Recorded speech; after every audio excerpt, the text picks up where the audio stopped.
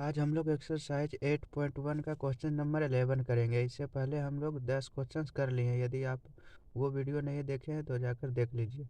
थोड़ा सा वो सभी वीडियो में आवाज़ का इशू होगा, लेकिन आप लोग उतना एडजस्ट कर लीजिएगा। चलिए शुरू करते हैं। 11 नंबर क्वेश्चंस क्या है? State whether the following are true और फॉल्स, जस्टिफाई योर आंसर्स। ये 5 क्वेश्चंस दिया हुआ है। 11 में 5 क्वेश्चंस दिया हुआ है जो कह रहा है कि ये ट्रू है या फॉल्स है, वो हमको देखना है। अभी तक जितना हम पढ़े हैं उस नॉलेज के आधार पर देखते हैं। देखिए अभी तक हमने क्या पढ़ा है। कोई एक राइट एंगल ट्रायंगल पढ़ा है।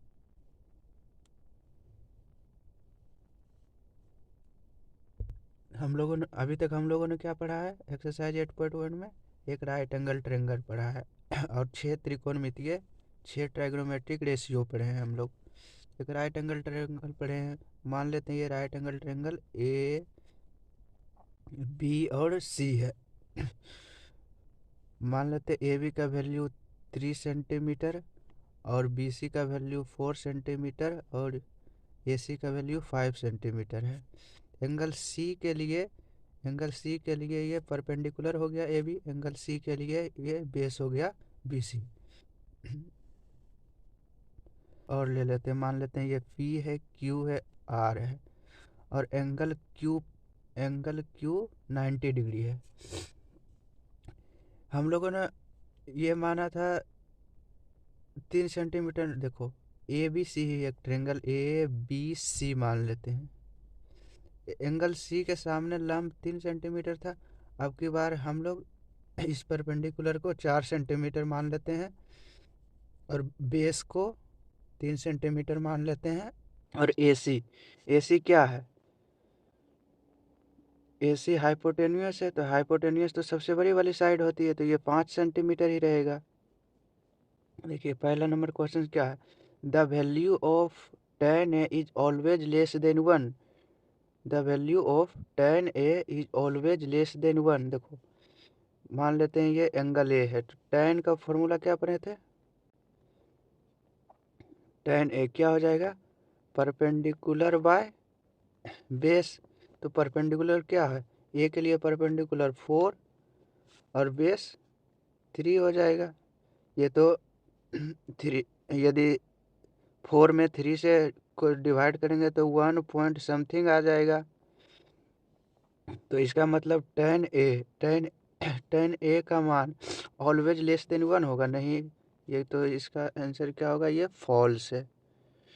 टेन का मान 1 से बड़ा भी हो सकता है। इस केस में देखो, इस केस में टेन ए क्या हो जाएगा? Perpendicular upon base. तो ए के लिए परपेंडिकुलर क्या है? 3 और बेस कितना है? 4।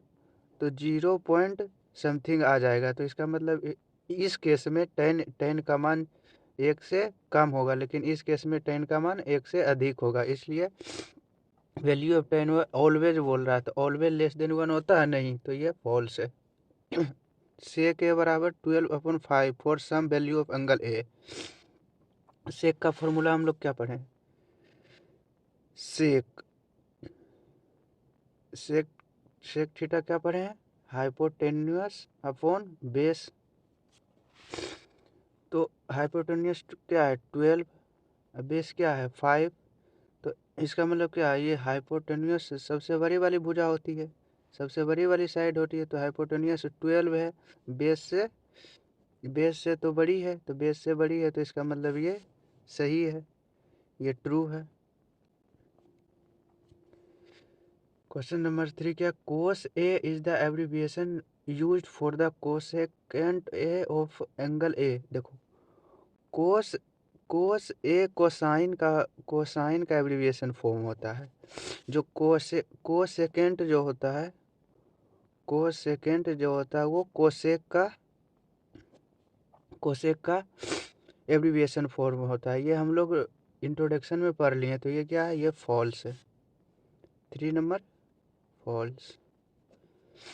Coat A is the product of cot and A. नहीं, देखो कोट ए को कोट गुना ए हम लोग नहीं लिख सकते हैं। उसी प्रकार साइन ए को साइन और ए का प्रोडक्ट के रूप में हम लोग नहीं लिख सकते। इसी तरह जो 6 त्रिकोणमितीय 6 ट्राइगोनोमेट्रिक रेशियो है, उसको हम उसके एंगल और उस रेशियो के प्रोडक्ट में हम नहीं लिख सकते, तो ये क्या है, फॉल्स है।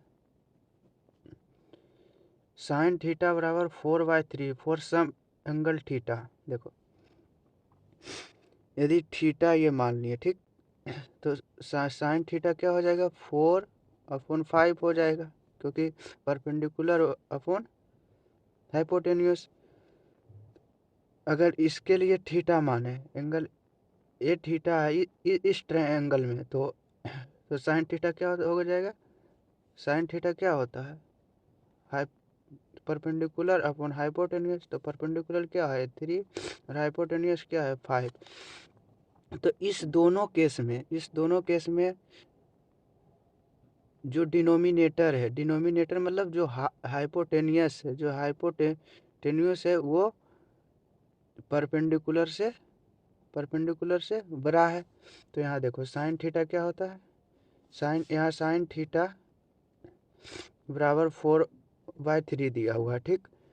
और साइन थीटा का फॉर्मूला हम लोग जानते हैं, P/H, यानी परपेंडिकुलर अपॉन हाइपोटेनियस। तो हाइपोटेनियस तो परपेंडिकुलर से बड़ा होगा, तो यहाँ हाइपोटेनियस 3 है और परपेंडिकुलर 4 है, तो हाइपोटेनियस परपेंडिकुलर से छोटा है, तो ये तो गलत हो जाएगा। तो इसलिए